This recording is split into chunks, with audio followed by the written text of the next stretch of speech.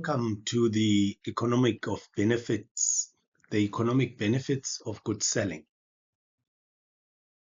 In this module, at the end of it, you should be able to list 3 benefits of good selling. You should understand how good selling can lead to bigger volumes, and you should understand how good selling can lead to repeat orders. So, big volumes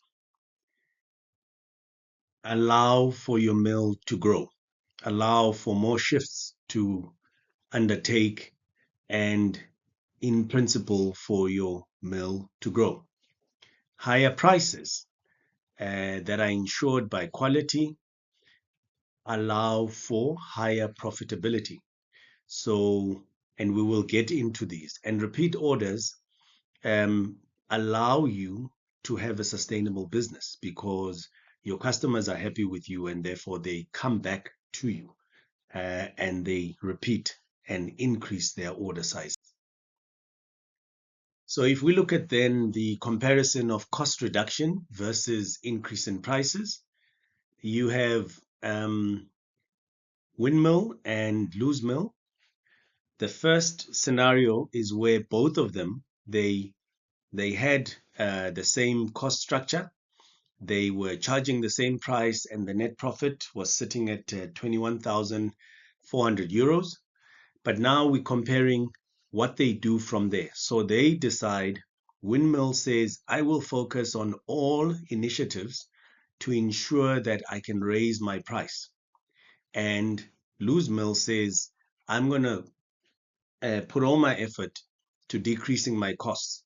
Nothing on marketing, nothing on good selling, nothing to ensure that people are prepared to pay a higher price.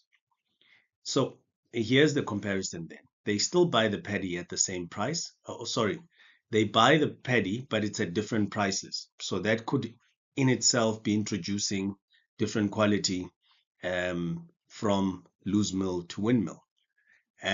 Secondly, the production costs of including labor of windmill increases because of the additional shifts, making sure that volumes are met and all those things. And as you can see now that the make cost, the source cost is already higher for windmill. The make cost is higher for windmill. But where it now comes in is that because of the quality, because of delivering on time, because of marketing, for example, windmill can charge a higher price than loose mill. And because of that higher price that they are able to charge, they end up having close to 200 or 2,200 additional net profit because they make 79,200 versus 72,000 of loose mill. So even though loose mill saved in their costs, they then did not meet the right revenue targets to get the net profit of windmill. So good selling can lead to also to bigger volumes. How does that do it? So windmill company boosts production to 2 shifts, doubling up the monthly rice volumes. So it's an additional cost. We must understand that. The variable costs and gross margin remains unchanged, right? But you are taking twice the amount of paddy, the electricity. So fixed costs remain unchanged, sorry. But the variable costs in terms of electricity, paddy, labor, bags, they all go up. However, the fixed costs of rice mill management, salaries, marketing don't double just because you've doubled your shifts. The total production cost per kilogram decreases because you've now produced more with the same amount of fixed resources, and the profit grows post accounting for the overheads, salaries. Therefore, windmill generates higher profit than loose mill. The lower total cost per kilogram of rice of a windmill is lower. This covers overheads like building salaries, and so benefits from economies of scale offers various options. There's extra cash now in the business that can be saved. It can be passed on to sale price reductions if that's what we want. It can be profits that are invested in back into the business. The possibilities to enhance sourcing are also there, production and other aspects as an example. Then, if we're comparing the repeat orders for good selling, so good selling can lead to repeat orders, and let's see that the practical application of this. So Windmill focuses on 10 existing clients. They set their lagging indicator to say we want to retain 80%. We want 80% of our clients to be repeat clients, and 20% we're going to grow our new customers, right? They promise 5% rebate if 20% purchase increase in a year. So the rebate is an incentive for these volumes and the repeat volumes, right? The volume increase and the repeat volumes. So the confidence in ongoing sales and distribution is there because you are dealing with similar clients. You already know how to deal with them and so on and so forth. Now, Loose Mill maintains an existing strategy. We all want to grow. We're all going out for new markets.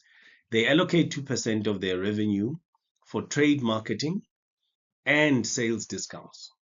They aim to reach more customers, spending less per customer.